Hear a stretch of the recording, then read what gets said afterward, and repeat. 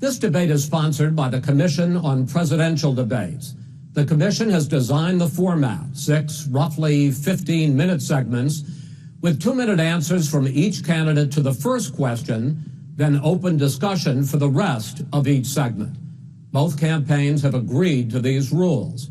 For the record, I decided the topics and the questions in each topic.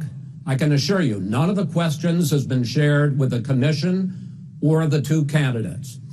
This debate is being conducted under health and safety protocols designed by the Cleveland Clinic, which is serving as the health security advisor to the Commission for all 4 debates.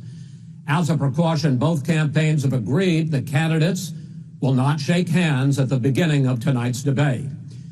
The audience here in the hall has promised to remain silent. No cheers, no boos or other interruptions, so we, and more importantly you, can focus on what the candidates have to say.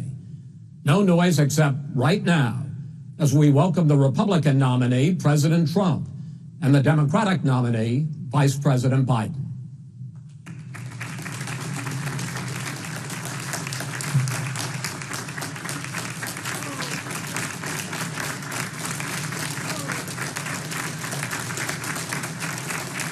How you doing, man? How are you? I'm well.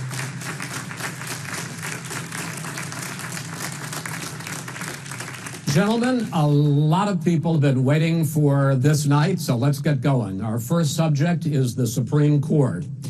President Trump, you nominated Amy Coney Barrett over the weekend to succeed the late Ruth Bader Ginsburg on the court. You say the Constitution is clear about your obligation and the Senate's to consider a nominee to the court. Vice President Biden, you say that this is an effort by the president and Republicans to jam through an appointment and what you call an abuse of power. My first question to both of you tonight, why are you right in the argument you make and your opponent wrong, and where do you think a Justice Barrett would take the court? President Trump, in this first segment, you go first, 2 minutes. Thank you very much, Chris. I will tell you very simply, we won the election. Elections have consequences. We have the Senate, we have the White House, and we have a phenomenal nominee, respected by all, top academic, good in every way. In fact, some of her biggest endorsers are very liberal people from Notre Dame and other places. So I think she's going to be fantastic. We have plenty of time, even if we did it after the election itself. I have a lot of time after the election, as you know. So I think that she will be outstanding. She's going to be as good as anybody that has served on that court. We really feel that. We have a professor at Notre Dame, highly respected by all, said she's the single greatest student he's ever had. He's been a professor for a long time at a great school. And we won the election, and therefore we have the right to choose her. And very few people knowingly would say otherwise. And by the way, the Democrats, they wouldn't even think about not doing it. If they had, the only difference is they try to do it faster. There's no way they would give it up. They had Merrick Garland, but the problem is they didn't have the election, so they were stopped.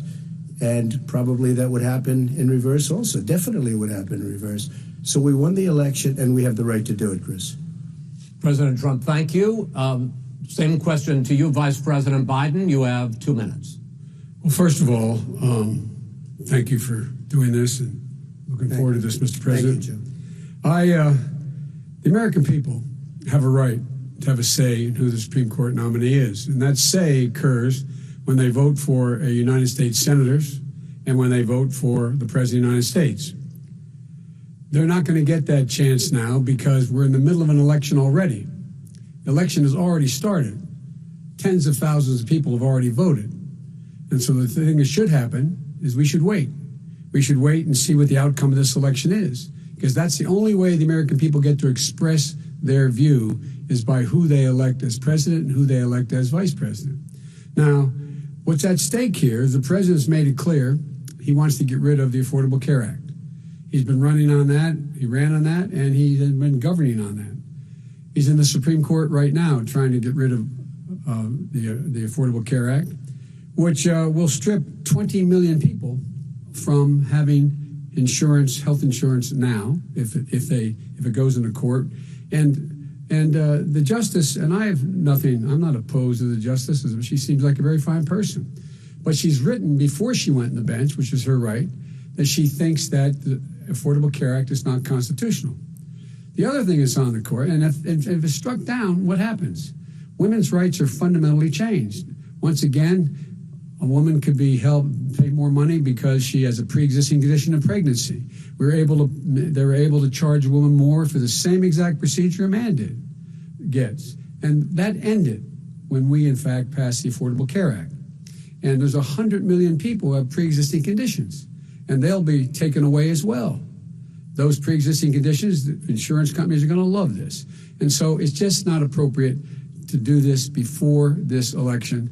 If he wins the election and the Senate is Democrat or Republican, then he goes forward. If not, we should wait until February. All right. There aren't 100 million people with pre-existing conditions. As far as the say is concerned, the people already had their say.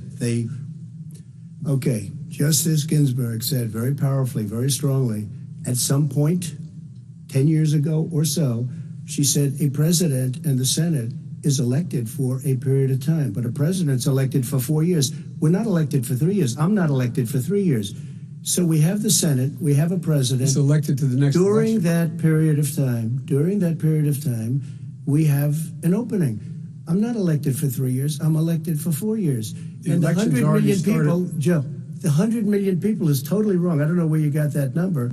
The bigger problem that you have is that you're going to extinguish 180 million people with their private health care that they're very That's happy simply with. not true. Well, you're simply going to socialist. You're going to socialist medicine. We're now into, gentlemen, we're now into open discussion. Open discussion. Open discussion. Yes, I agree. Go ahead, Vice President. Number one, he knows that what I proposed. What I proposed is that we expand Obamacare and we increase it. We do not wipe any. And one of the big debates we had with 23 of my colleagues trying to win the nomination that I won, were saying that Biden wanted to allow people to have private insurance still. They can. They do. They will under my proposal. It's not what you said, But and it's not what your party has said. That is simply your party a lie. doesn't say it. Your party wants to go socialist medicine. My party is and me. socialist right healthcare. now. I am, and the they're going to Democratic dominate Party. you, Joe. You know that. I am the Democratic Party right now. The platform of the Not according Democratic to Party Harris. is what I, in fact, approved of. What I approved of. Now, here's the deal. The deal is that it's going to wipe out pre-existing conditions. And by the way, the 200,000 people that have died on his watch, how many of those have survived? Well, there's 7 million people that contracted COVID. What does it mean for them going forward if you strike down the Affordable Care Act? Joe, you've had 308,000 military people dying because you couldn't provide them proper health care in the military. So don't tell me I'm about happy this. to talk about And this. if you were here, Look, it wouldn't be deal. 200, it would be 2 million people because you were very late on the draw. You Late didn't on want the me to draw. ban China, which was heavily infected. You didn't want me to ban All right, gentlemen, Europe, which was heavily Mr. President, infected. You would have been much later, Joe. Mr. President, much later. Mr. You're President, talking about 2 million people. You're not Mr. President, able to as shut a him up. moderator, we are going to talk about COVID in the next segment, but go ahead. Let me finish. The point is that the president also is opposed to Roe v. Wade. That's on the ballot as well in the court. And so that's also at stake right now. And so the election is all You don't know it's begun. on the ballot. Why is it on the ballot? Because Why is it you on the said ballot? It's not on the ballot. It's on the ballot in the I court. don't think so. In the court. Well, There's nothing happening there. Donald, would you And you just don't be quiet know for a her minute? view on Roe v. Wade. You I don't don't know her know. view. Well, all right, let's talk. We got a lot to unpack here, gentlemen. We got a lot of time. So on health care, and then we'll come back to Roe v. Wade. All right. Mr. President, the Supreme Court will hear a case a week after the election in which the Trump administration, along with 18 state attorneys general, are seeking to overturn That's right. Obamacare, to end Obamacare. You have spent the last... Because they want to give good health care. If I may ask my Right. question, sir. Good health care. Over the last 4 years, you have promised to repeal and replace Obamacare, but you have never in these 4 years come up with a plan, a comprehensive plan Yes, I to have. replace Obamacare. Of course I have. Well, I got rid of the individual mandate. I'm going to give you an Excuse me. opportunity. I got rid of the individual mandate, which was a That is big not a chunk of comprehensive Obamacare. That plan. is absolutely a big thing. That was the worst I part of didn't ask, Obamacare. Sir, Chris, You're that was the debating him, worst not part me. of Obama. Let me ask my question. Well, I'll ask Joe. The individual mandate was the most unpopular aspect of Obamacare. I got rid of it. I'd like and you we to, will protect Mr. people President, with I'm the pre-existing moderator of this conditions. debate, and I would like you to let me ask my question, and then you can answer your ahead. question. You, in the course of these 4 years, have never come up with a comprehensive plan to replace Obamacare, and just this last Thursday, you signed a largely symbolic executive order to protect people with pre-existing conditions 5 days before this debate. So my question, sir, is what is the Trump health care plan? Well, first of all, I guess I'm debating you, not him, but that's okay. I'm not surprised. Let me just tell you something, that there's nothing symbolic. I'm cutting drug prices. I'm going with favored nations, which no president has the courage to do because you're going against Big Pharma. Drug prices will be coming down 80 or 90%. You could have done it during your 47-year period in government, but you didn't do it. Nobody's done it. So we're cutting health care. All of the things that we've done, insulin, I give you an example, insulin, it was destroying families, destroying people. The cost, I'm getting it for so cheap.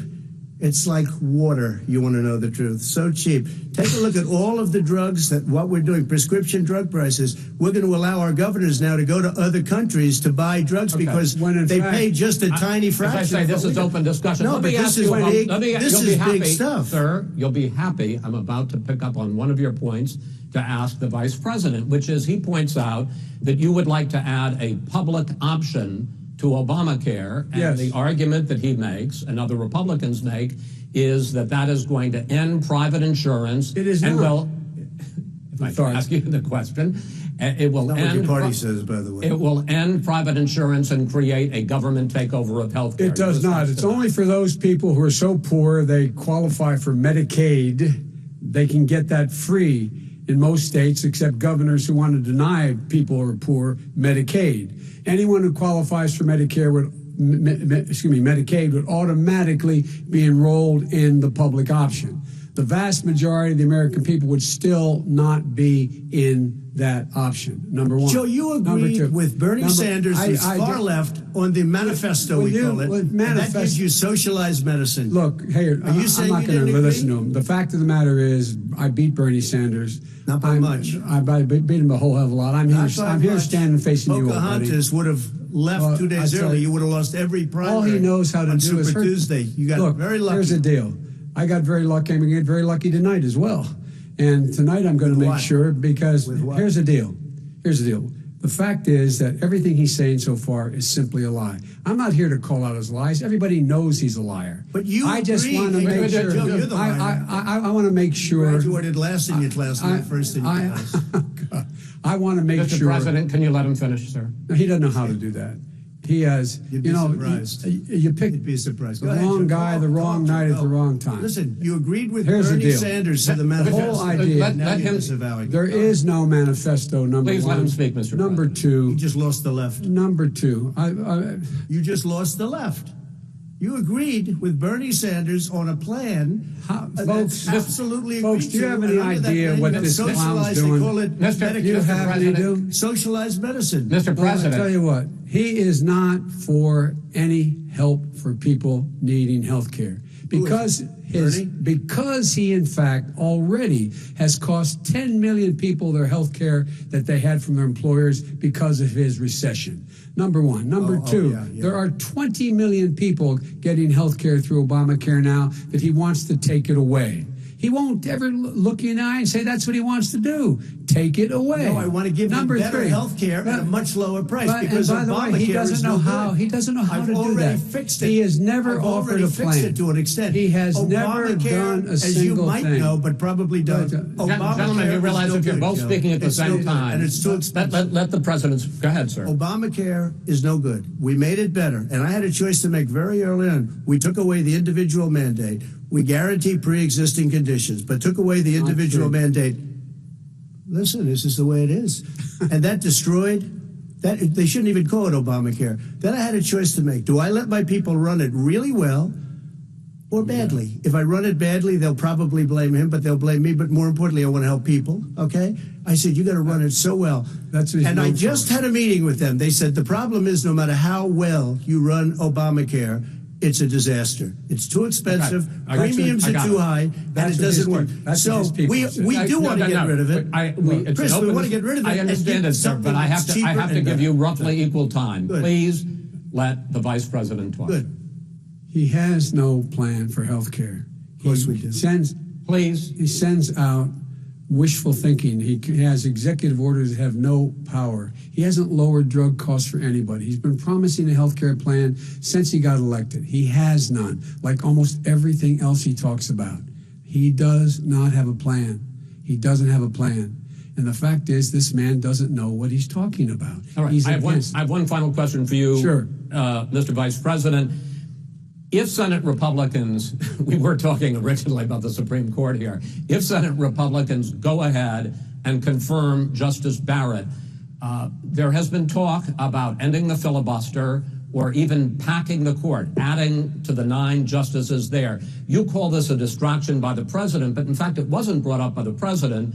It was brought up by some of your Democratic colleagues in the Congress. So my question to you is, you have refused in the past to talk about it.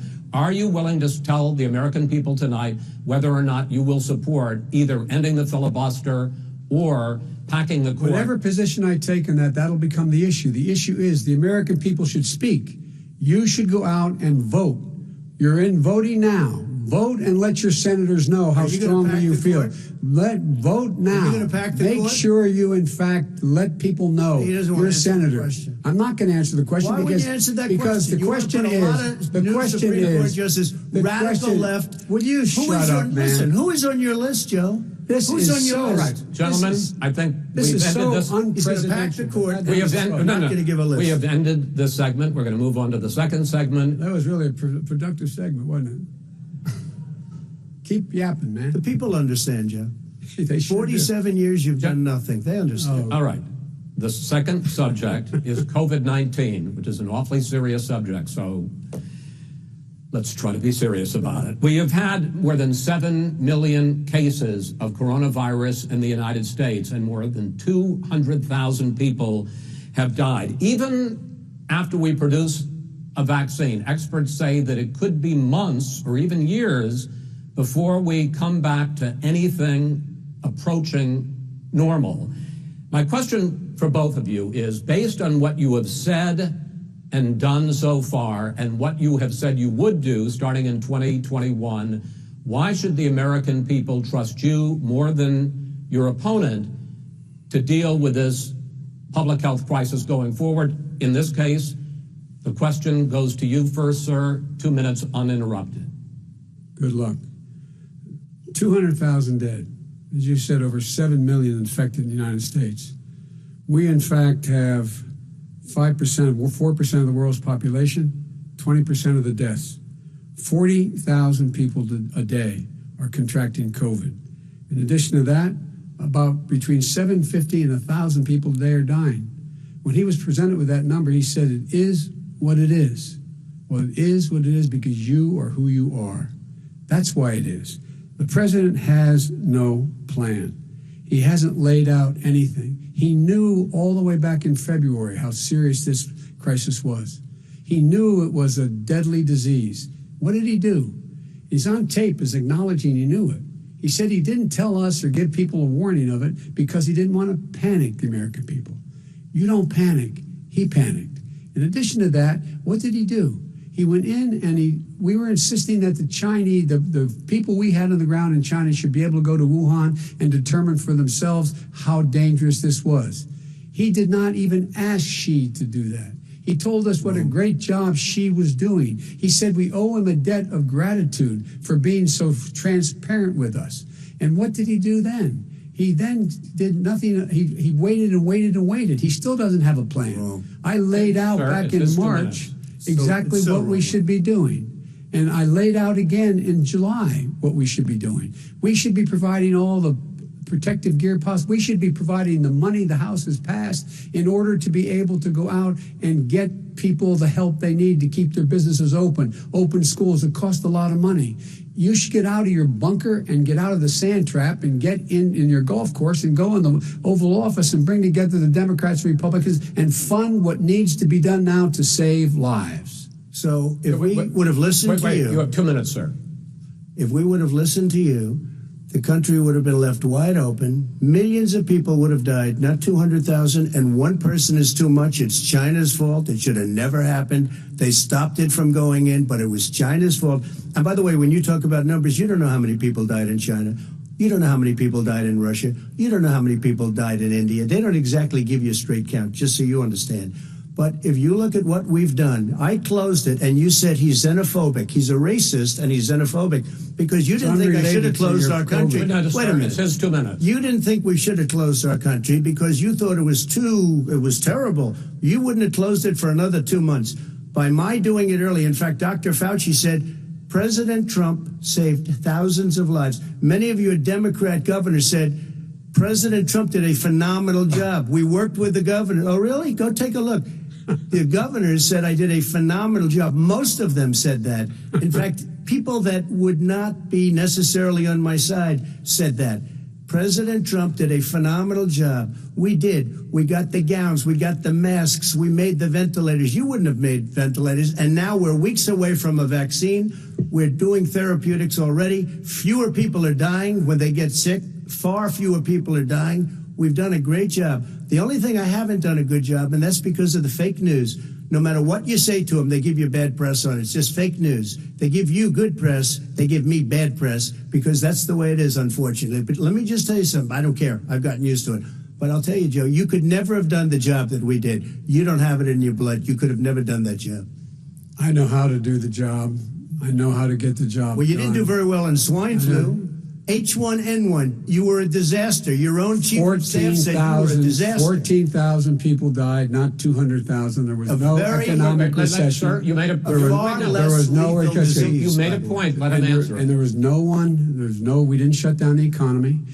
This is his economy he's shut down. The reason it's shut down is because, look, you folks at home, how many of you got up this morning and had an empty chair at the kitchen table because someone died of COVID?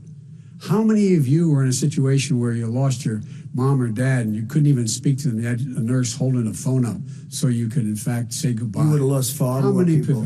Far more people.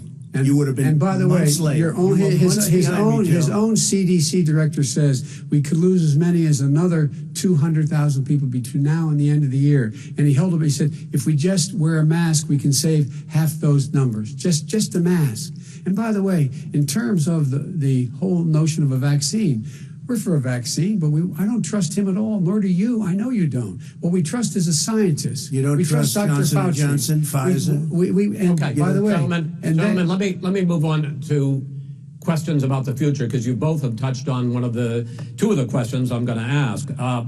Focusing on the future first, President Trump, you have repeatedly either contradicted or been at odds with some of your government's own top scientists. The week before last, the head of the Centers for Disease Control, Dr. Redfield, said it would be summer before the vaccine would become generally available to the public. You said that he was confused and mistaken. Those were your two words. Yeah. But Dr. Slaoui, the head of your Operation Warp Speed, has said exactly the same thing. Are they both wrong? Well, I've spoken to the companies, and we can have it a lot sooner. It's a very political thing because people like this would rather make it political than save lives. Right. It is a very political thing. I've spoken to Pfizer. I've spoken to all of the people that you have to speak to. We have great Moderna, Johnson & Johnson, and others.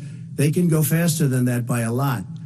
Become very political because the left, or I don't know if I call them left, I don't know what I call them. The head of your Operation Warp Speed, Dr. Slaoui? I disagree with him. Yeah, no, I disagree with both of them. And he didn't say that. He said it could be there, but it could also be much sooner. I had him in my office 2 days ago. He talked about the summer, sir, before it's generally available. Just like he Dr. said it's a Redfield. possibility that we'll have the answer before November 1st. It could also be talking about after when it's that. generally available. Well, we're going to deliver it right away. We have the military all set up. Logistically, they're all set up.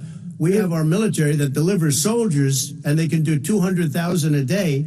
They're going to be This delivering. is the same man It's who all told set you up. by Easter this would be gone away.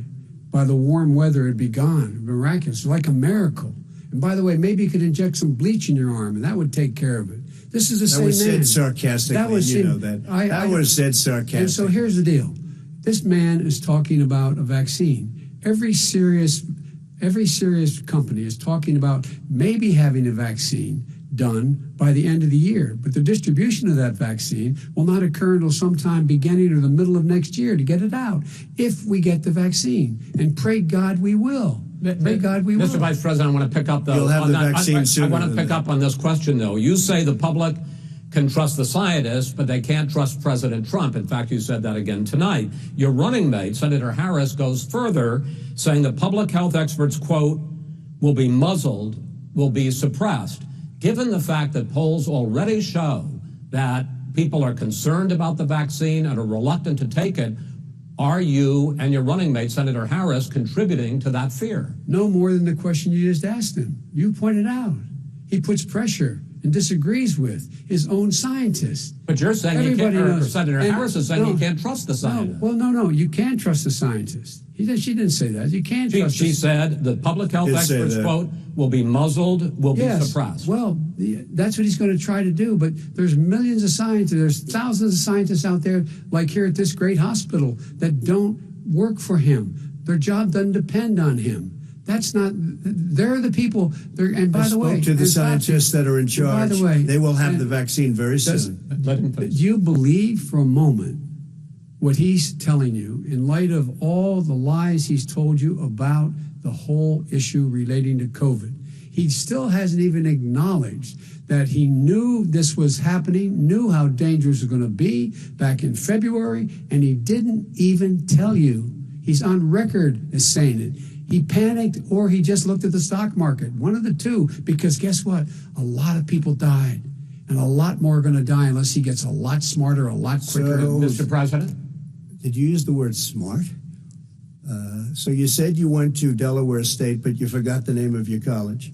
You didn't go to Delaware State. You graduated either the lowest or almost the lowest in your class. Don't ever use the word smart with me. Don't ever use that word. Oh, give me a break. Because you know what? There's nothing smart about you, Joe. 47 years you've done nothing. Let's have this debate. And if you would have had, let me just tell you something, Joe. If you would have had the charge of what I was put through, I had to close the greatest economy in the history of our country. And by the way, now it's being built again. See, and We're it's going to going get up to the fast. economy in the next segment, sir. Okay. It's going up fast. Okay. Look forward to it. When it comes to how the virus has been handled so far, the two of you have taken very different approaches, and this is going to affect how the virus is handled going forward by whichever of you ends up becoming the next president. I want to quickly go through several of those. Reopenings. Vice President Biden, you have been much more reluctant than President Trump about reopening the economy and schools. Why, sir? Because he doesn't have a plan. If I were running, I know what the plan is. You've got to provide these businesses the ability to have the money to be able to reopen with the PPE as well as with the sanitation they need. You have to provide Tell that them to Nancy plastic. Pelosi. Well, he's just shush for a minute. Tell it to Nancy Pelosi. And Schumer. By the way, Chuck. Nancy Pelosi and Schumer, they have a plan. He won't even meet with them. The Republicans won't meet with the Senate. And he sits in his golf course. And literally, think about it. You probably play more than it. I do, Joe. What about this question of reopenings and the fact... Well, he wants to shut down this country. And I want to keep it open. And we did a great thing by shutting it down. Wait a minute, Joe. Let me shut you down for a second, Joe, just for 1 second. He wants to shut down the country. We just went through it. We had to because we didn't know anything about the disease. Now we found that elderly people with heart problems and diabetes and different problems are very, very vulnerable. We learned a lot. Young children aren't. Even younger people aren't. We've learned a lot. But he wants to shut it down. More people will be hurt by continuing. If you look at Pennsylvania, if you look at certain states that have been shut down, they have Democrat governors all. One of the reasons they're shut down is because they want to keep it shut down until after the election on November 3rd. Because it's a political thing. But those states are not doing well that are shut down right now. Respond to that. President Trump, you have begun to increasingly question the effectiveness of masks as a disease preventer. And in fact, recently you have cited the issue of waiters touching their masks and touching plates. Are you questioning I think the masks are okay. You have to understand, if you look, I have a mask right here. I put a mask on it, when I think I need it. Tonight, as an example, everybody's had a test, and you've had social distancing and all of the things that you have to. But I Just wear like your masks rallies. when needed. When needed, I wear masks. Okay, let me ask. I don't wear masks like him. Every time you see him, he's got a mask. He could be speaking 200 feet away from it. He shows up with the biggest mask I've ever seen. I will say this. Vice President Biden, go ahead, sir. Look, the way to open businesses is give them the wherewithal to be able to open. We provided money. The Congress. But I was asking you, sir, about masks. Well, masks make a big difference. His own head of the CDC said if we just wore masks between now, everybody wore masks in social distance between now and January, we'd probably save up to 100,000 lives. It matters. And they've also said the opposite. They've also said no serious person said the opposite. Well, look serious at I wanna Dr. ask you- Fauci. Dr. Fauci said the He opposite. did I not want say to the ask you, we opposite. got a Said little very bit more than strongly, a minute left in this masks segment. are not good. Then he changed his mind. He said masks are good. I I'm wanna okay ask- with masks. I I'm want to not ask you fighting both about masks. one last subject, because your different approaches has even affected the way that you have campaigned. President Trump, you're holding large rallies with crowds packed together, thousands of people. Outside, yes, sir, agreed. Vice President Biden, you are holding much smaller events with Because nobody will show up. people with. What's true? Nobody shows up to his rallies. All right. In any case, why you holding the big rallies? Why you not? You go first, sir. Because people want to hear what I have to say. I mean, But are you I've not done a worried great about it job spreading as a disease? president, and I'll have 35,000 people show up at airports. We use airports. Are you and not hangars, worried and about we the have a disease lot of issue, people. sir? Well, so far, we have had no problem whatsoever. It's outside. That's a big difference, according to the experts.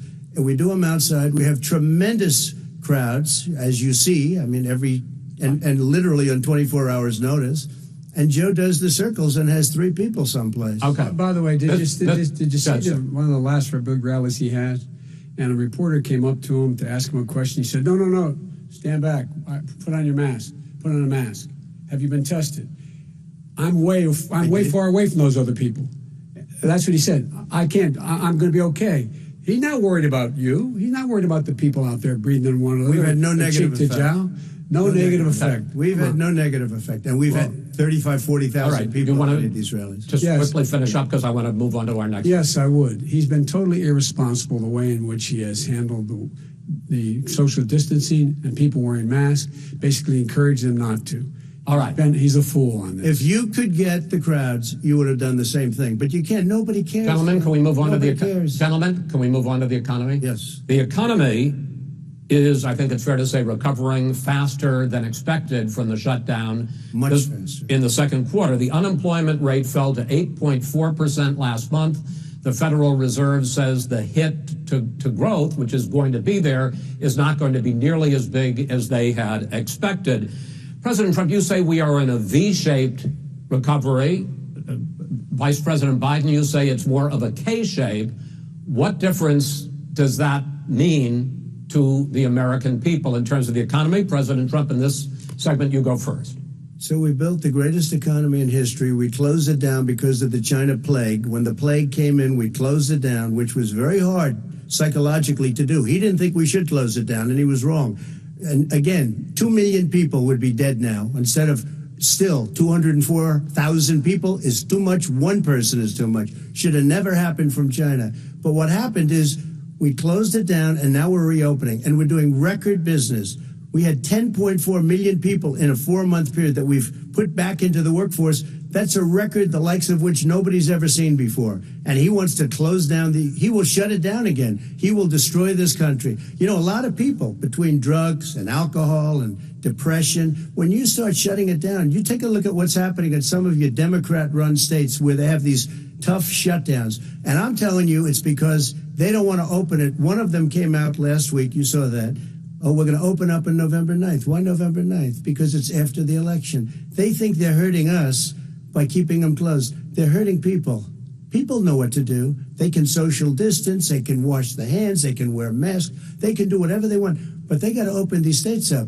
When you look at North Carolina, and these governors are under siege, Pennsylvania, Michigan, and a couple of others, you got to open these states up. It's not fair. You're talking about almost, it's like being in prison. And you look at what's going on with divorce, look at what's going on with alcoholism and drugs. It's a very, very sad thing. And he'll close down the whole country. This guy will close down the whole country and destroy our country. Our country is coming back incredibly well, setting records as it does it. We don't need somebody to come in and say, let's shut it down. All right. Your 2 minutes, sir. We're now moved to you. As I said, posing the question, the president says it's a V-shaped recovery. You say it's a K-shaped recovery. What's the difference? The difference is millionaires and billionaires like him in the middle of a COVID crisis have done very well. Billionaires have made another $300 billion because of his profligate tax proposal, and he only focused on the market. But you folks at home, you folks living in Scranton and Claymont and all the small towns and working class towns in America, how well are you doing? This guy paid a total of $750 in taxes. Sir, wait, no, sir, it's just wrong yeah, I understand. You've agreed to the 2 minutes, so please let him have it. Do I get my time back? The fact is that he has, in fact, worked on this in a way that he's going to be the first president of the United States to leave office having fewer jobs in his administration than when he became president. Fewer jobs than when he became president. First one in American history. Secondly, the people who have lost their jobs are those people who have been on the front lines, those people who have been saving our lives, those people who have been out there dying, people who've been putting themselves in the way to make sure that we could all try to make it. And the idea that he is insisting that we go forward and open when you have almost half the states in America with a significant increase in COVID deaths and COVID cases in the United States of America. And he wants to open it up more. Why does he want to open it up? Why doesn't he take care of the American? You can't fix the economy until you fix the COVID crisis. And he has no intention of doing anything about making it better for you all at home in terms of your health and your safety. Schools. Why aren't schools open? Because it costs a lot of money to open them safely. You know, they were going to give, his administration was going to give the teachers and school students masks. And then they decided, no, couldn't do that because it's not a national emergency. Not a national emergency. They've done nothing to help small businesses. Nothing. They're closing. 1 in 6 is now gone. He ought to get on the job and take care of the needs of the American people so we can open safely. All right. Your time is up, sir. Well, you're going to get to... I have to respond to that. Well, you both had 2 minutes, sir. Excuse me, he made a statement. So did you. People want their schools open. They don't want to be shut down. They don't want their state shut down. They want their restaurants. I look at New York. It's so sad what's happening in New York. It's almost like a ghost town, and I'm not sure it can ever recover what they've done in New York. People want their places open. They want to get back to their lives. They'll be careful, but they want their schools open. Okay. I'm the one that brought back football. By the way, I brought back Big Ten football. It was me, and I'm very happy to do it. And all right, people of Ohio are very proud of me. And you know how I found out? When he took gentlemen, we're going to get to your economic plans going forward in a moment. But first, Mr. President, as you well know, there's a new report that in 2016, the year you were elected president, and 2017, your first year as president, that you paid $750 a year in federal income tax each of those years. I know that you pay a lot of other taxes, but I'm asking you the specific question. Is it true that you paid $750 in federal income taxes each of those 2 years? I paid millions of dollars in taxes, millions of dollars of income tax. And let me just tell you, there was a story in one of the papers. I paid $38 million 1 year. I paid $27 million. Show us your tax returns. I went... you'll see it as soon as it's finished. You'll see it. You know, if you want to go to the Board of Elections. There's a 118-page or so report that says everything I have, every bank I have, I'm totally under-leveraged because the assets are extremely good, and I built a great Sir, I'm asking company. you a specific question, which is... Let me tell you. I understand all of that. I understand all of that. No, Mr. President, Go ahead. I'm asking you a question. Will you tell us how much you paid in federal income taxes in 2016 and 2017? Millions of dollars. You paid millions of dollars? Millions of dollars. So yes. not $750. Millions of dollars, and you'll get to see it. You'll get to see it. But let me just tell you, Chris, let me just say something, that it was the tax laws. I don't want to pay tax. Before I came here, I was a private developer. I was a private business people. Like every other private person, unless they're stupid, they go through the laws, and that's what it is. He passed a tax bill that gave us all these privileges for depreciation and for tax credits. We built the building and we get tax credits like the hotel on Pennsylvania Avenue. You get a massive, which, by the way, was given to me by the Obama administration, if you can believe that. Now, the man got fired right after that happened. But Vice President Biden, you want to respond? Yeah, I do want to respond. Look, the tax code that made him, put him in a position that he pays less tax than a school teacher makes on the money a school teacher makes is because of him he says he's smart because he can take advantage of the tax code. And he does take advantage of the tax code. That's why I'm going to eliminate the Trump tax cuts. And I'm going to eliminate those tax cuts and make sure that we invest in the people who, in fact, need the help. People out there need help. But why didn't you do it over the last 25 years? Because you weren't president. Because you weren't president screwing things up. You were a senator. You're the worst president America has ever had. Hey, Come Joe, on. let me just tell you, Joe. I've done more in 47 months. I've done more than you've done in 47 years, Joe. We've done things that you never even thought of doing, including fixing the broken military that you gave me, including taking care of your vets. Mr. President, we're talking about the economy. I'd like to ask you about your plans going forward because, Mr. Vice President, your economic plan, if you were to be elected president, focuses a lot on big government, big taxes, big spending. I want to focus first on the taxes. You propose more than $4 trillion over a decade in new taxes on individuals making more than $400,000 a year and on corporations.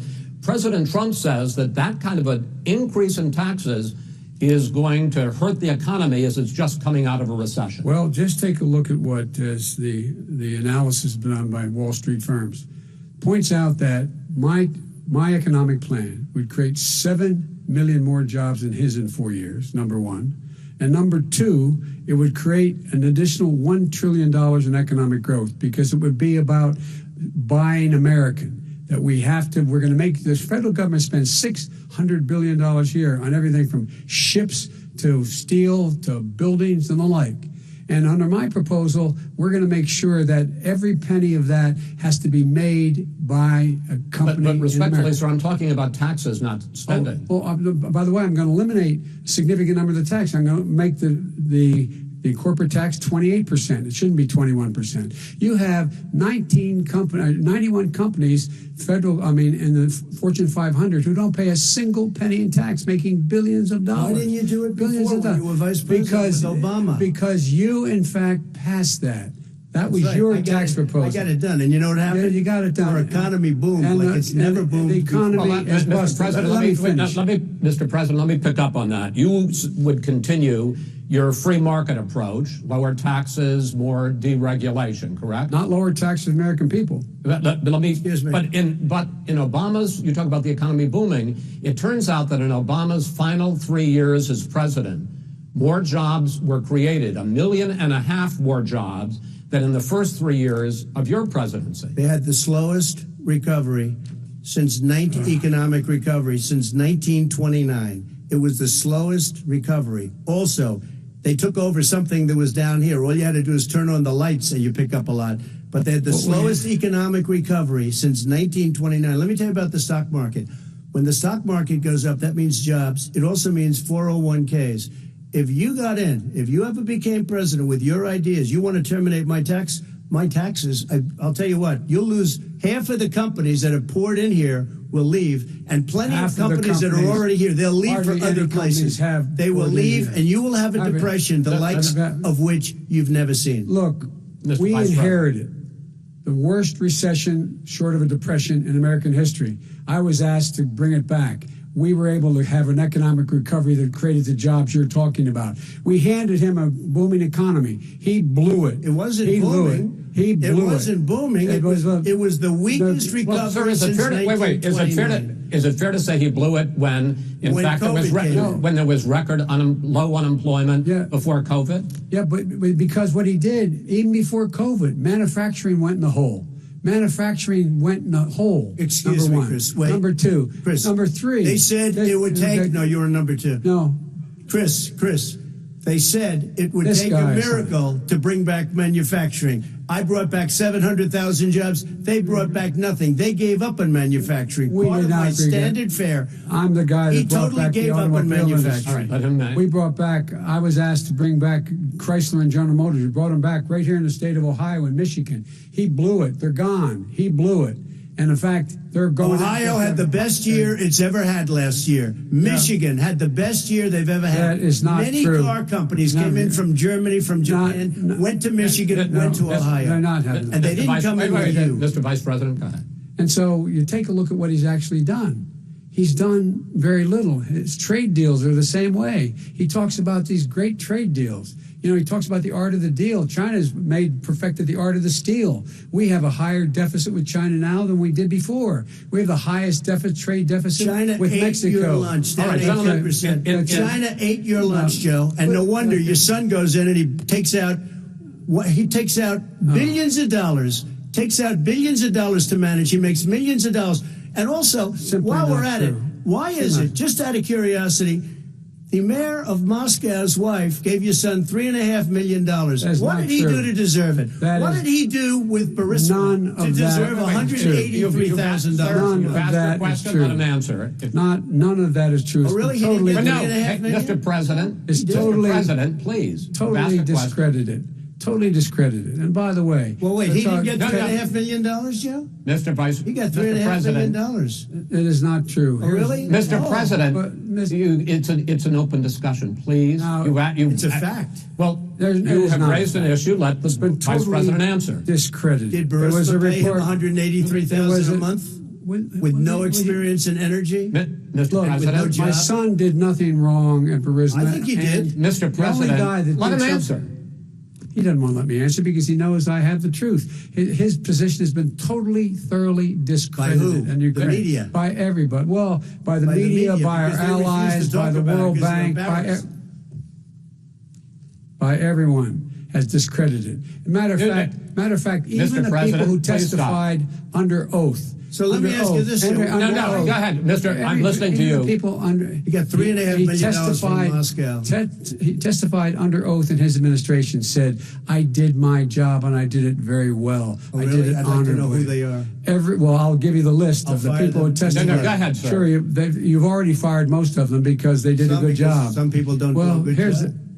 With you, Go they ahead. say, You get here's the, the wait a deal. minute. You get the final word, Mr. Well, it's hard to get any word in with this clown. Excuse me, this. Hey, this let me just person. say to you, No. I'm Mr. President. I'm $3.5 Mr. million, President. Joe. That is simply. Why did not he true. deserve $3.5 million It from did- Moscow? Look, here's the deal. We want to talk about families and ethics.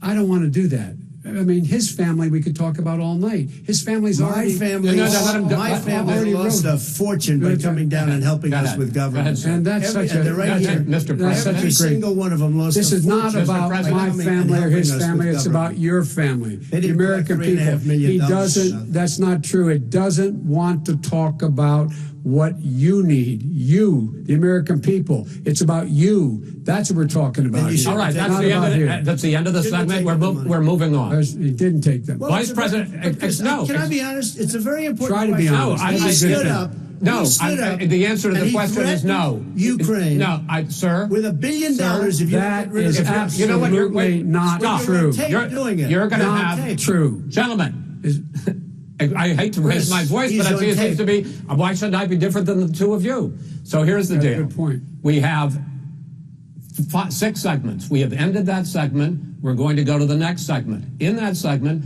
you each are going to have 2 uninterrupted moments. In those 2 uninterrupted minutes, Mr. President, you can say anything you want. I'm going to ask a question about race, but if you want to answer about something else, go ahead. But I think that the country would be better served if we allowed both people to speak with fewer interruptions. I'm appealing to you, sir, to do that. Well, and him too. Well, frankly, you've been doing more interrupting Oh, that's than all he right, has. but he does plenty. Well, less than, sir, less There's than, plenty. no, less than you have. Let's please continue on.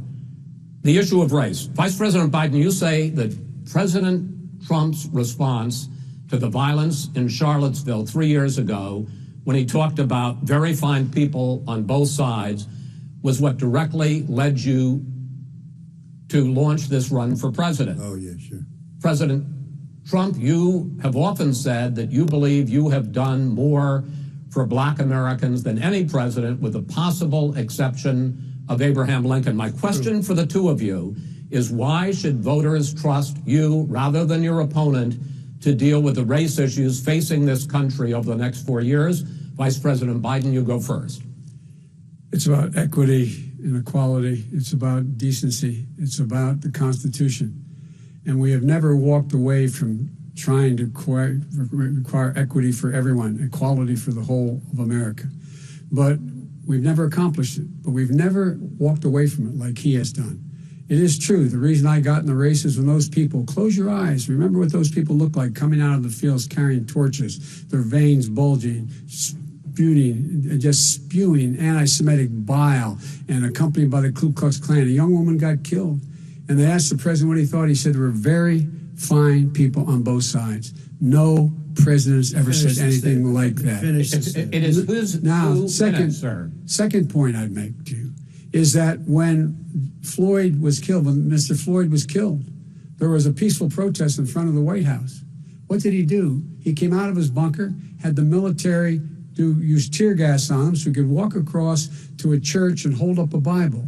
And then what happened after that? The bishop of that very church said that it was a disgrace. The general who was with him said all he ever wants to do is divide people, not unite people at all. This is a president who has used everything as a dog whistle to try to generate racist hatred, racist division. This is a man who, in fact, you talk about helping African Americans. 1 in 1,000 African Americans has been killed because of the coronavirus. And if he doesn't do something quickly, by the end of the year, 1 in 500 will have been killed. 1 in 500 African Americans. This man is the savior of African Americans. This man cares at all. This man's done virtually nothing. Look, the fact is that you have to look at what he talks about. You have to look at what he did. And what he did has been disastrous for the African American community. So, President Trump, you have 2 minutes. Why should Americans trust you over your opponent to deal with racism? You did a crime bill, 1994, where you call them super predators, African Americans, the super predators, and they've never forgotten it. They've never forgotten it, Joe. No, sir, it's his 2 minutes. So you did that, and they call you a super predator, and I'm letting people out of jail now that you have treated the African American population community, you have treated the black community about as bad as anybody in this country. You did the and that's why, if you look at the polls, I'm doing better than any Republican has done in a long time, because they saw what you did. You call them super predators, and you've called them worse than that, because you look back at your testimony over the years, you've called them a lot worse than that. As far as the church is concerned, and as far as the generals are concerned, we just got the support of 250 military leaders and generals, total support. Law enforcement, almost every law enforcement group in the United States. I have Florida, I have Texas, I have Ohio, I have Portland. The sheriff just came out today and he said, I support President Trump. I don't think you have any law enforcement. You can't even say the word law enforcement, because if you say those words, you're going to lose all of your radical left supporters. And why aren't you saying those words, Joe? Why don't you say the words law enforcement? Because you know what? If they called us in Portland, we would put out that fire in a half an hour, but they won't do it because they're run by radical left Democrats. If you look at Chicago, if you look at any place you want to look, Seattle, they heard we were coming in the following day, and they put up their hands, and we got back Seattle. Minneapolis, we got it back, Joe, because we believe in law and order, but you don't. The top 10 cities and just about the top 40 cities are run by Democrats and in many cases radical left. And they've got you wrapped around their finger, Joe, to a point where you don't want to say anything about law and order. And I'll tell you what, the people of this country want and demand law and order, and you're afraid to even say it. All right. I want to return to the question of race. Vice President Biden, after the grand jury in the Breonna Taylor case decided not to charge any of the police with homicide, you said it raises the question, quote, whether justice could be equally applied in America. Do you believe that there is a separate but unequal system of justice for blacks in this country? Yes, there is. There's systemic injustice in this country, in education and work and in law enforcement and the way in which it's enforced. But look, The vast majority of police officers are good, decent, honorable men and women. They risk their lives every day to take care of us. But there are some bad apples. And when they occur, when they find them, they have to be sorted out. They have to be held accountable.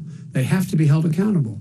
And what I'm going to do as President of the United States is call together an entire group of people at the White House, well, everything from the civil rights groups to the police officers to the police chiefs, and we're going to work this out. We're going to work this out so we change the way in which we have more transparency in when these things happen. These cops aren't happy to see what happened to George Floyd. These cops aren't happy to see what happened to Breonna Taylor.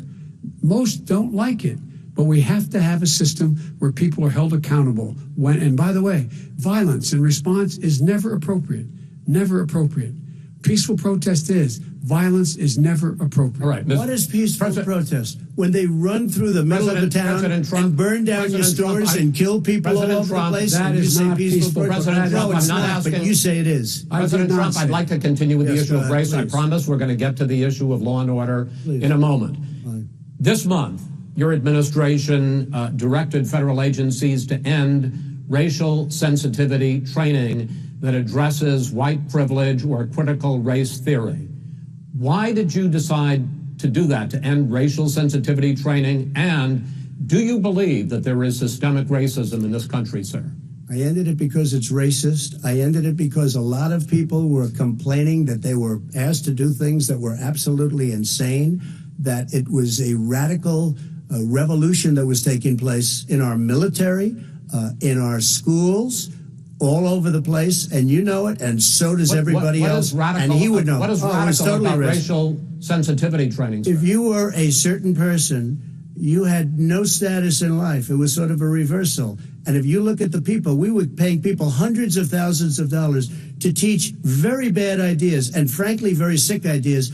And really, they were teaching people to hate our country. And I'm not going to do that. I'm not going to allow that to happen. We have to go back to the core values of this country. They were teaching people that our country is a horrible place, it's a racist place, and they were teaching people to hate our country. And I'm not going to allow that to happen. Vice President Biden? Nobody's doing that. He's racist. You just don't know. Here's the deal. I know a lot more about You this don't than he know. does. Let him finish. The fact is that there is racial insensitivity. People have to be made aware of what other people feel like, what insults them, what is demeaning to them. It's important that people know they don't want to. Many people don't want to hurt other people's feelings, but it makes a big difference. It makes a gigantic difference in the way a child is able to grow up and have a sense of self-esteem. It's a little bit like how this guy and his friends look down on so many people. They look down their nose on people like Irish Catholics like me and grew up in Scranton. They look down on people who don't have money. They look down on people who are of a different faith. They look down on people who are a different color. In fact, we're all Americans. The only way we're going to bring this country together is bring everybody together. There's nothing we cannot do if we do it together. We can take this on and we can defeat racism in America. President Trump, sir. During the Obama-Biden administration, there was tremendous division. There was hatred. You look at Ferguson, you go to many places. Look at Oakland. Look what happened in Oakland. Look what happened in Baltimore. Look what happened. Frankly, it was more violent than what I'm even seeing now. Oh, my but Lord. the reason is that ridiculous. the Democrats that run these cities ridiculous. don't want to talk like you about law and order. Violent and you crime, still haven't mentioned. violent Are you in crime. favor of law and order? I'm in favor of law. You follow Are you in it, and a favor little of bit law order. and order? Go Yes, ahead, I'm say in it. favor. You Everybody's asked a in favor question, of let him finish. Law and order. Loses left. Law and order. Let him answer. Law and order with justice, where people get treated fairly. Okay. And the fact of the matter is, violent crime went down 17%, 15% in our administration. All right. It's gone up on his watch. Went down much more in ours. All right, we're now. Mr. President, you're going to. Mr. President, every record in the book. Mr. President, you're going to be very happy because we're now going to talk about law and order. Places we had trouble were Democratic-run cities. That's exactly my Democratic. question. There has been a dramatic increase in homicides in America this summer particularly, and you often blame that on Democratic mayors and Democratic governors, but in fact there have been equivalent spikes in Republican-led cities like Tulsa and Fort Worth. So the question is this really a party issue? I think it's a party issue. You can bring in a couple of examples, but if you look at Chicago, what's going on in Chicago, where 53 people were shot and 8 died shot. If you look at New York, where it's going up like nobody's ever seen anything, the numbers are going up 100, 150, 200%. Crime. It is crazy what's going on.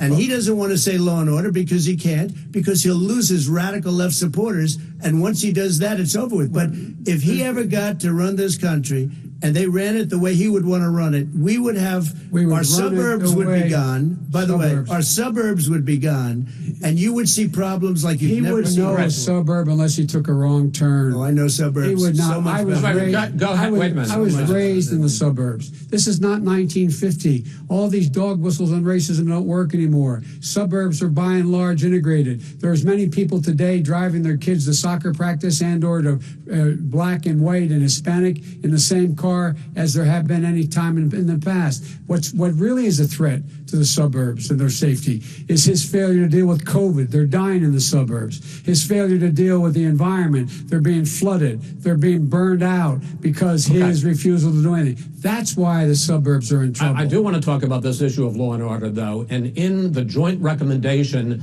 that came from the Biden-Bernie Sanders task force, you talked about, quote, reimagining policing. Yeah. First of all, what does reimagining policing mean, and do you support? It means... let me, if I might finish the question. What does reimagining policing mean, and do you support the Black Lives Matter call for community control of policing? Look, what I support is the police having the opportunity to deal with the problems they face. And I'm totally opposed to defunding the police officers. As a matter of fact, local police, the only one defunding it, his budget calls for a $400 million cut in local law enforcement assistance. They need more assistance. They need, when they show up for a 9/11 call, to have someone with them as a psychologist or psychiatrist to keep them from having to use force and be able to talk people down. We have to have community policing like we had before, where the officers get to know the people in the communities. That's when crime went down. It didn't go up, it went down. And so we have to be engaged. That's not what they're talking about, Chris. That's not what they're talking about. He's talking about defunding the police. That is not true. He doesn't have any law support. Look, he has no law enforcement that's support. Not true. Almost that's nothing. Look. Oh, really? Who do you have? Name one group that supports you. Name one group that came out and supported you. Go ahead. Look, think. We have time. We don't have time to do anything. All right. Name one law enforcement group that came out and supported. Gentlemen, I think I'm going to take back the moderator's role, and I want to get to another subject, which is the issue of protests in many cities that have turned violent. In Portland, Oregon, especially, we had more than 100 straight days of protests, which I think you would agree. You talk about peaceful protests. Many of those turned into riots.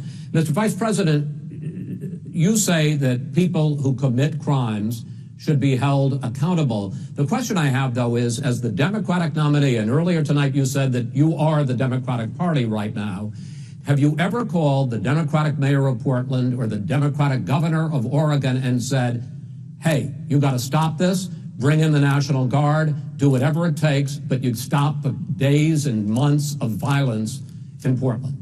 I don't hold public office now.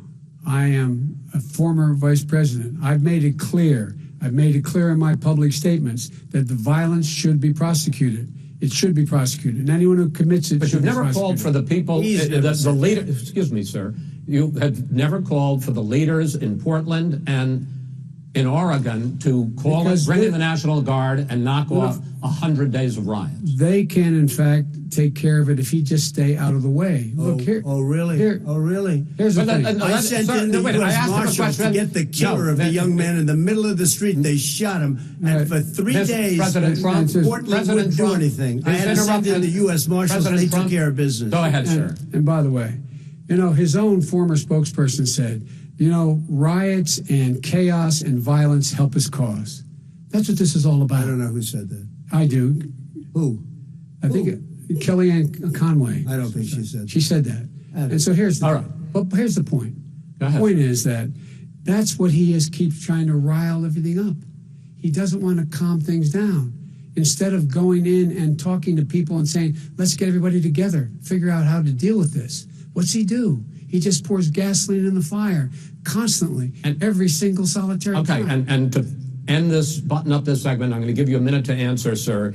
You have repeatedly Well, wait, I criticized. have to answer his No, statement. you have His statement. repeatedly. Wait, you have just one no, second. you've been talking You back made and a forth. statement. I'm asking you. I would love to you know, end it. sir. I would love to end it, and You know, we if would you want to very- switch seats, We would could very quickly. We could do that, but I'd I'm send no, in the National Guard. It would be over. There'd be no problem. Okay, but they good. don't want to accept the National Guard. You have repeatedly criticized the vice president for not specifically calling out Antifa and other left-wing That's right. extremist groups.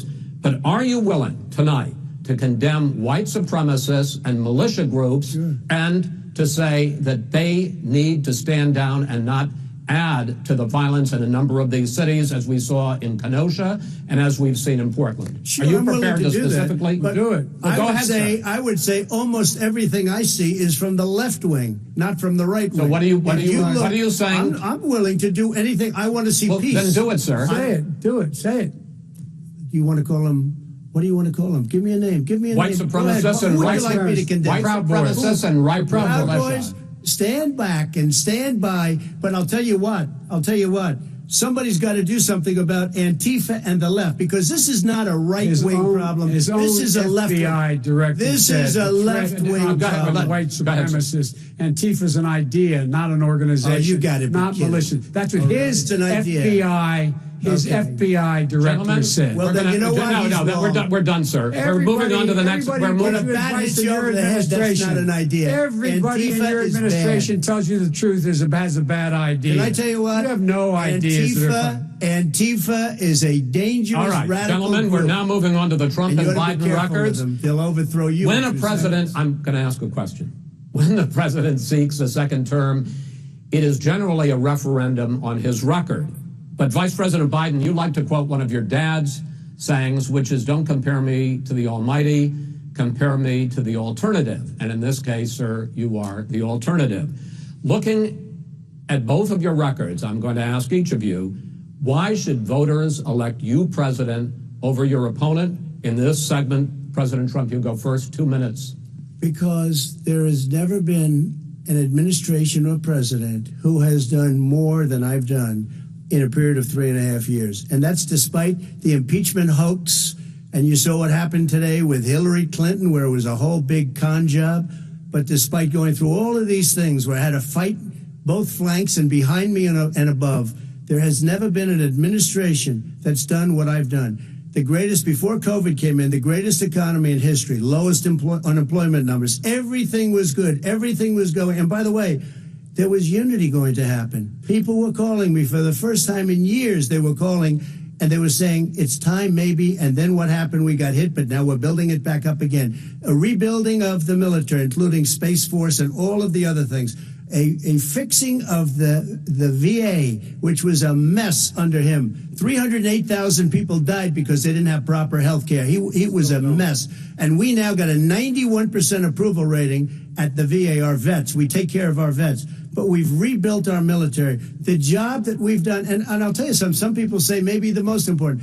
By the end of the first term, I'll have approximately 300 federal judges and Court of Appeals judges, 300, and hopefully 3 great Supreme Court justices. That is a record, the likes of which very few people, and you know one of the reasons I'll have so many judges? Because President Obama and him left me 128 judges to fill. When you leave office, you don't leave any judges. That's like, you just don't do that. They left 128 openings, and if I were a member of his party, because they have a little different philosophy, I'd say if you left us 128 openings, you can't be a good president, you can't be a good vice president. But I want to thank you, because it gives us it'll probably be above that number by the end of this term. 300 judges, it's a record. Looking at both your records, why should voters elect you president as opposed to President Trump? You have 2 minutes uninterrupted. Under this president, we become weaker, sicker, poorer, more divided, and more violent. When I was vice president, we inherited a recession. I was asked to fix it. I did. We left him a booming economy, and he caused the recession. With regard to being weaker, The fact is that I've gone head to head with Putin and made it clear to him we're not going to take any of his stuff. He's Putin's puppy. He still refuses to even say anything to Putin about the bounty on the heads of American soldiers. Your son got $3.5 million.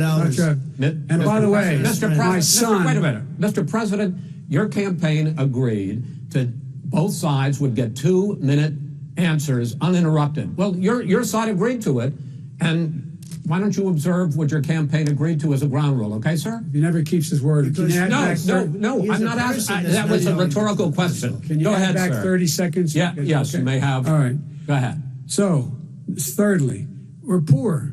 The billionaires have gotten much more wealthy by a tune of over $300 to $400 billion more just since COVID. You in the home, you got less. You're in more trouble than you were before. In terms of being more violent, when we were in office, there were 15% less violence in America than there is today. He's president of the United States. It's on his watch. And with regard to more divided, the nation can't stay divided. We can't be this way. And speaking of my son, the way you talk about the military, the way you talk about them being losers and being and just being suckers. My son was in Iraq. He spent a year there. He got the Bronze Star. He got the Conspicuous Service Medal. He was not a loser. He was a patriot, and the people left behind there were heroes. Really? And I resent. Are you talking about Hunter? Are you talking about Hunter? I'm talking about my son, Bo Biden. You're talking about. I don't know Bo. I know Hunter. Yeah, Hunter got thrown out of the military. He was thrown out, dishonorably discharged. That's not true. It For wasn't dishonorably. cocaine use. And he didn't have a job until you became vice president. And once you became vice president, he made a fortune in Ukraine, in China, in Moscow, that is simply and various not other places. True. He made a fortune. My son, and he didn't have a job. My son, like a lot of people we know at home, had a drug problem. He's overtaken it. He's fixed it. He's worked on it, and I'm proud of him. But why was he given tens of millions? All right, but he wasn't given tens of millions. That is totally discredited. We've already been totally discredited. We've already been through this. I think the American people would rather hear about more substantial subjects. Well, you know, as the moderator, sir, I'm going to make a judgment call here. $3.5 million from the mayor of Moscow. Let's talk about not true. That report is totally discredited. Mitt Romney on that committee said it wasn't worth taxpayers' money. That report was written for political reasons. You know, I'd like to talk about climate change. So would I. Okay. The forest fires in the West are raging now. They have burned millions of acres. They have displaced hundreds of thousands of people.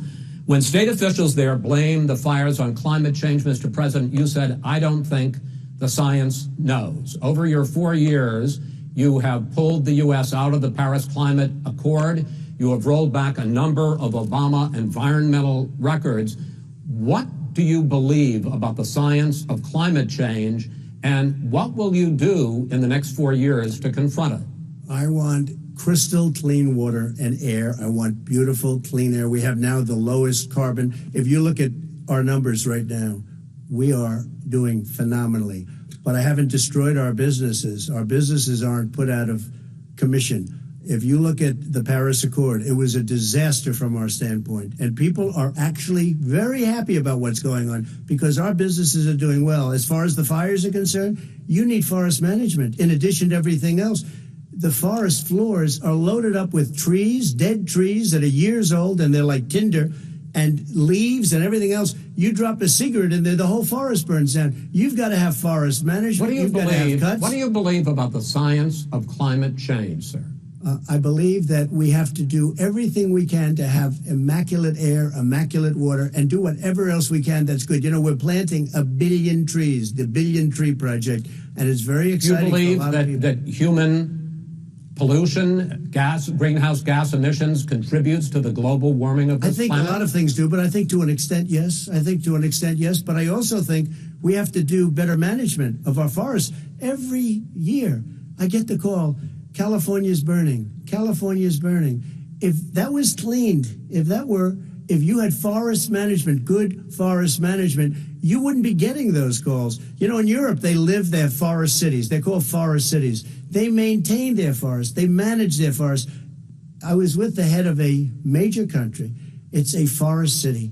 He said, sir, we have trees that are far more, they ignite much easier than California. There shouldn't be that problem. I spoke with the governor about it. I'm getting along very well with the governor. But I said, at some point, you can't every year have hundreds of thousands of acres of land just burned to the ground. That's burning down because of a lack of management. But, sir, if you believe in the science of climate change, why have you rolled back the Obama Clean Power Plan, which limited carbon emissions in power plants? Why have you relaxed? Because it was driving energy prices through the sky. Why have you relaxed fuel economy standards that are going to create more pollution from cars and trucks? Well, not really, because what's happening is the car is much less expensive and it's a much safer car, and you're talking about a tiny difference. And then what would happen, because of the cost of the car, you would have at least double and triple the number of cars purchased. We have the old slugs out there that are 10, 12 years old. If you did that, the car would be safer. It would be much cheaper by $3,500. In the case of California, they've simply ignored. No, but you would take a lot of cars off the market because people would be able to afford a car. Now, and by the way, we're going to see how that turns out. But a lot of people agree with me. Many people. The car has gotten so expensive because they have computers all over the place for an extra little bit of gasoline. And I'm okay with electric cars, too. I think I'm all for electric cars. I've given big incentives for electric cars. But what they've done in California is just crazy. Right. Vice President Biden, I'd like you to respond to the president's climate change record, but I also want to ask you about a concern. You proposed $2 trillion in green jobs. You talk about new limits, not abolishing, but new limits on fracking, ending the use of fossil fuels to generate electricity by 2035, and zero net emission of greenhouse gases by 2050. The president says a lot of these things would tank the economy and cost millions of jobs. He's absolutely wrong, number one. Number two, if in fact, during our administration, the Recovery Act, I was in charge, able to bring down the cost of renewable energy to cheaper than or as cheap as coal and gas and oil. Nobody's going to build another coal-fired plant in America. No one's going to build another oil-fired plant in America. They're going to move to renewable energy, number one. Number two, we're going to make sure that we are able to take the federal fleet and turn it into a fleet that's run on their electric vehicles. Making sure that we can do that, we're going to put 500,000 charging stations in all of the highways that we're going to be building in the future. We're going to build an economy that, in fact, is going to provide for the ability us to take 4 million buildings and make sure that they, in fact, are weatherized in a way that, in fact, they'll emit significantly less gas and oil because the heat will not be going out. There's so many things that we can do now to create thousands and thousands of jobs. We can get to net zero in terms of energy production by 2035. Not only not costing people jobs, creating millions of good paying jobs, not $15 an hour, but prevailing wage, by having a new infrastructure that, in fact, is green. And the first thing I will do, I will rejoin the Paris Accord. I will join the Paris Accord because with us out of it, look what's happening. It's all falling apart. And talk about someone who has no relationship with foreign policy. Brazil, the rainforests of Brazil are being torn down, are being ripped down. More carbon is absorbed in that rainforest than every bit of carbon that's emitted in the United States. Instead of doing something about that, I would be gathering up and making sure we had the countries of the world coming up with $20 billion and say, here's $20 billion. Stop tearing down the forest. And if you don't, then you're going to have significant economic consequences. What about the argument that President Trump basically says that you have to balance environmental interests and economic interests, and he's drawn his line?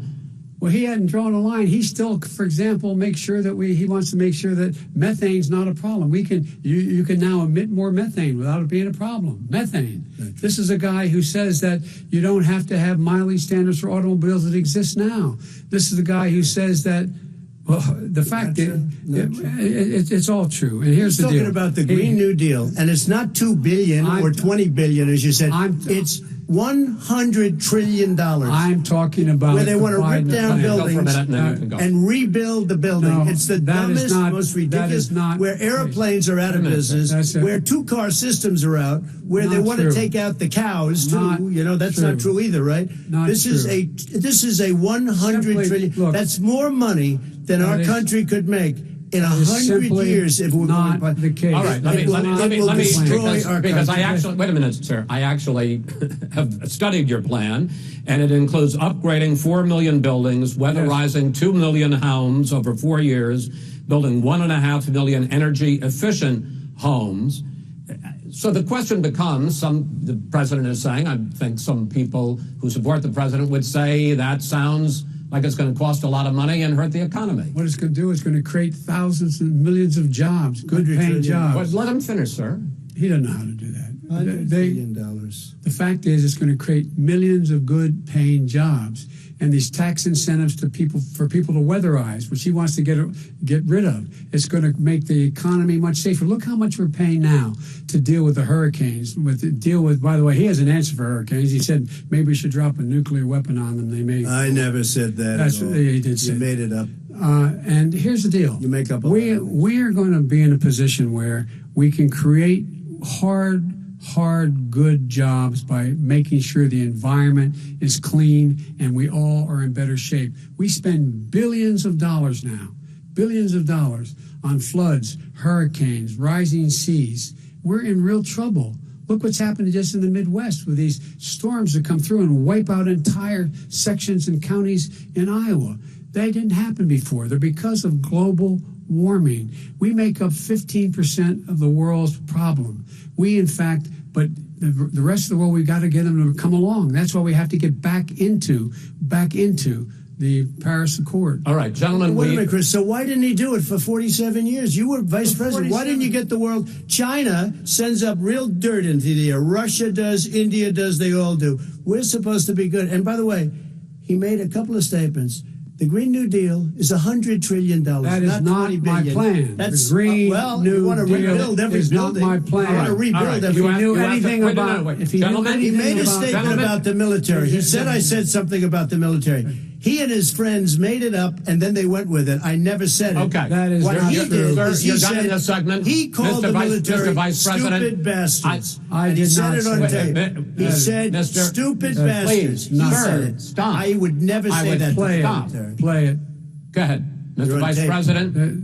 Answered his final question. The final question is, I can't remember which of all was ranting. I'm having a little trouble myself, but and about the economy and about this question of what it's going to cost. The economy. I mean, the Green New Deal and the idea of what your environmental Green New changes Deal, will do. The Green New Deal will pay for itself as we move forward. We're not going to build plants that, in fact, are great polluting plants. So do you We're going to support build the Green New Deal? Pardon me? You support that? No, I don't support the Green New Deal. You don't? Oh, well, that's a big statement. I That support means you the just Biden. lost the radical left. I support you the don't. Biden plan that I put forward. Okay.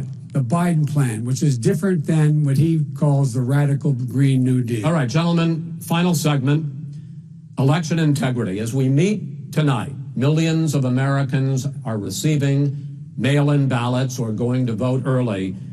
How confident should we be that this will be a fair election, and what are you prepared to do over the next 5+ weeks, because it'll not only be to Election Day, but also counting some ballots, mail-in ballots after Election Day. What are you prepared to do to reassure the American people that the next president will be the legitimate winner of this election? In this final segment, Mr. Vice President, you go first. Prepared to let people vote. They should go to iwillvote.com, decide how they're going to vote, when they're going to vote, and what means by which they're going to vote. His own Homeland Security Director, and as well as the FBI Director, says there is no evidence at all that mail-in ballots are a source of being manipulated and cheating. They said that. The fact is that there are going to be millions of people because of COVID that are going to be voting by mail-in ballots, like he does, by the way. He sits behind the Resolute desk and sends his ballot to Florida, number one. Number two, We're going to make sure that those people who want to vote in person are able to vote because enough poll watchers are there to make sure they can socially distance. The polls are open on time, and the polls stay open until the votes are counted. And this is all about trying to dissuade people from voting because he's trying to scare people into thinking that it's not going to be legitimate. Show up and vote. You will determine the outcome of this election. Vote, vote, vote. If you're able to vote early in your state, vote early. If you're able to vote in person, vote in person. Vote whatever way is the best way for you, because he cannot stop you from being able to determine the outcome of this election. And in terms of whether or not when the votes are counted, and they're all counted, that will be accepted. If I win, that will be accepted. If I lose, that will be accepted. But by the way, if in fact he says he's not sure what he's going to accept, well, let me tell you something. It doesn't matter, because if we get the votes, it's going to be all over. He's going to go. He can't stay in power. It won't happen. It won't happen. So vote. Just make sure you understand you have it in your control to determine what this country is going to look like the next 4 years. Is it going to change, or you get 4 more years of these lies? Mr. President, 2 minutes. So when I listened to Joe talking about a transition, there's been no transition from when I won. I won that election. And if you look at crooked Hillary Clinton, if you look at all of the different people, there was no transition, because they came after me trying to do a coup. They came after me spying on my campaign. They started from the day I won, and even before I won, from the day I came down the escalator with our First Lady. They were a disaster. They were a disgrace to our country. And we've caught them. We've caught them all. We've got it all on tape. We've caught them all. And by the way, you gave the idea for the Logan Act against General Flynn. You better take a look at that, because we caught you in a sense. And President Obama was sitting in the office. He knew about it too. So don't tell me about a free transition. As far as the ballots are concerned, it's a disaster. A solicited ballot, okay, solicited is okay. You're soliciting, you're asking, they send it back, you send it back. I did that. If you have an unsolicited, they're sending millions of ballots all over the country. There's fraud. They found them in creeks. They found some with the name Trump, just happened to have the name Trump just the other day in a waste paper basket. They're being sent all over the place. They sent 2 in a Democrat area. They sent out 1,000 ballots. Everybody got 2 ballots. This is going to be a fraud like you've never seen. The other thing, it's nice on November 3rd, you're watching and you see who won the election. And I think we're going to do well, because people are really happy with the job we've done. But you know what? We won't know. We might not know for months, because these ballots are going to be all over. Take a look at what happened in Manhattan. Take a look at what happened in New Jersey. Take a look at what happened in Virginia and other places. They're not losing 2%, 1%, which, by the way, is too much. An election could be won or lost with that. They're losing 30 and 40%. It's a fraud, and it's a shame. And can you imagine where they say you have to have your ballot in by November 10th? November 10th. That means that's 7 days after the election, in theory, should have been announced. Okay. We have major states with that. Sir, all run by Democrats. 2 minutes is 2 minutes. All run by Democrats. It's President Trump, it's a rigged election. you're going to be able to continue. You have been charging for months that mail-in balloting is going to be a disaster. You say it's rigged, that it's going to lead to fraud. But in 2018, in the last midterm election, 31 million people voted mail-in voting. That was a quarter, more than a quarter of all the voters that year cast their ballots by mail. Now that millions of mail-in ballots have gone out, what are you going to do about it? And are you counting on the Supreme Court, including a Justice Barrett, to settle any dispute? Yeah, I think I'm counting on them to look at the ballots, definitely. I hope we don't need them in terms of the election itself. But for the ballots, I think so. Because what's happening is incredible. I read today, where at least 1% of the ballots for 2016 were invalidated. They take them, we don't like them, we don't like them. But they throw them out left. If there are millions of ballots going out what you do is you go and vote. You do a solicited ballot, and that's okay, or you go and vote. I'm asking you about the fact that millions of people... You go and vote. You go and vote. But like they used to in the old... Millions of people... You either do, Chris, a solicited ballot where you're sending it in, they're sending it back, and you're sending... They have mailmen with lots of it. Did you see what's going on? Take a look at West Virginia, mailmen selling the ballots. They're being sold. They're being dumped in rivers. This is a horrible thing for our country. There is no. This is not. There is no. This is not evidence going of to that. end well. There is Okay. no This evidence is of that. not going Vice to President end well. Biden- 5 states In fact, have had go ahead, mail-in sir. ballots for the last decade or more. 5, including 2 Republican states. And you don't have to solicit the ballot. It's sent to you. It's sent to your home. What we're saying is, they're saying is that it has to be a postmark by election day. If it doesn't get in till the 7th, 8th, 9th, it still should be counted. He's just afraid of counting the votes because You're those are the wrong. outcome. You're wrong. I want to continue with you on I this, love that. Vice President Biden. Chris, he's so wrong when he makes a statement no, like that. excuse me, Vice President Biden. The biggest problem, in fact, over the years with mail-in voting has not been fraud historically. It has been that sizable numbers, sometimes hundreds of thousands of ballots are thrown out because they have not been properly filled out, or there is some other irregularity, or they missed the deadline. So the question I have is, are you concerned that the Supreme Court with a Justice Barrett will settle any dispute? I'm concerned that any court would settle this because here's the deal. When you get a ballot and you fill it out, you're supposed to have an affidavit. If you didn't know, you have someone say that this is me. You should be able to, if in fact you can verify that's you before the ballot is thrown out, that's sufficient to be able to count the ballot because someone made a mistake and not dotting the correct I. Who they voted for, testify, say who they voted for, say it's you. That is totally legitimate. All right. Excuse me, Chris, when you have 80 million ballots, I have a final Senate question. and swamping the system, you know it can't be done. You know it can't, and already all there's right. been So now, fraud. mail service delivers wait a minute, gentlemen. In the 185 final million question pieces of mail a day. in 8 ballots. states, we can keep talking. In 8 states, election workers are prohibited currently by law. 8 states from even beginning to process ballots, even take them out of the envelopes and flatten them until election day. That means that it's likely, because there's going to be a huge increase in mail-in balloting, that we are not going to know on election night who the winner is, that it could be days, it could be weeks, could be months, until we find out who the new president is. So first for you, sir, finally for the vice president, I hope neither of you will interrupt the other. Will you urge your supporters to stay calm during this extended period, not to engage in any civil unrest? And will you pledge tonight that you will not declare victory until the election has been independently certified?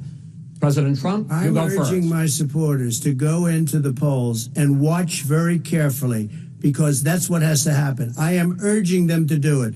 As you know, today there was a big problem. In Philadelphia, they went in to watch. They were called poll watchers, a very safe, very nice thing. They were thrown out. They weren't allowed to watch. You know why? Because bad things happen in Philadelphia, bad things.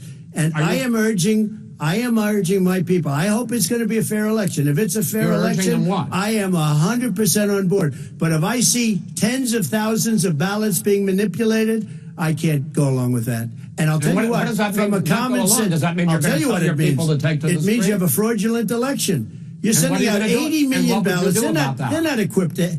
These people aren't equipped to handle it. Number one. Number two, they cheat.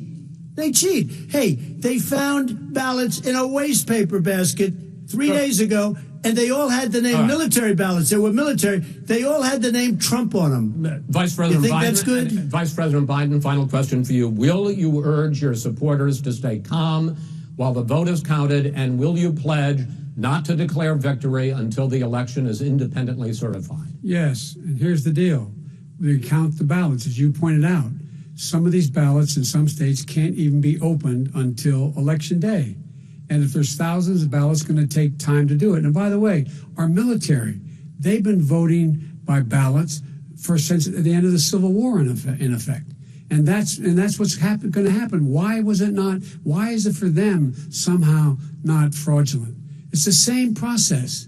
It's honest. No one has established at all that there is fraud related to mail-in ballots, that somehow it's a fraudulent process. It's already been established. Take a look at Carolyn Maloney's race. You had an opportunity to respond. Look at Carolyn Maloney. Go ahead. They have no idea what happened. Vice President Biden, go ahead. He has no idea what he's talking about. Here's the deal. The fact is, I will accept it, and he will too. You know why?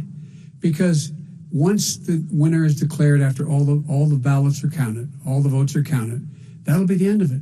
That'll be the end of it. And if it's me, in fact, fine. If it's not me, I'll support the outcome. And I'll be a president not just for the Democrats. I'll be a president for Democrats and Republicans. And this guy, I want to see an honest ballot count. Gentlemen, you say that's the end of it? This is the end of this debate? Honest ballot count. We're going to leave it there. To be continued as in more debates as we go on. President Trump, Vice President Biden, it's been an interesting hour and a half. I want to thank you both for participating in the first of 3 debates that you have agreed to engage in. We want to thank Case Western Reserve University and the Cleveland Clinic for hosting this event. The next debate, sponsored by the Commission on Presidential Debates, will be 1 week from tomorrow, October 7th, at the University of Utah in Salt Lake City. The 2 vice presidential nominees, Vice President Mike Pence and Senator Kamala Harris, will debate at 9 p.m. Eastern that night. We hope you watch. Until then, thank you and good night.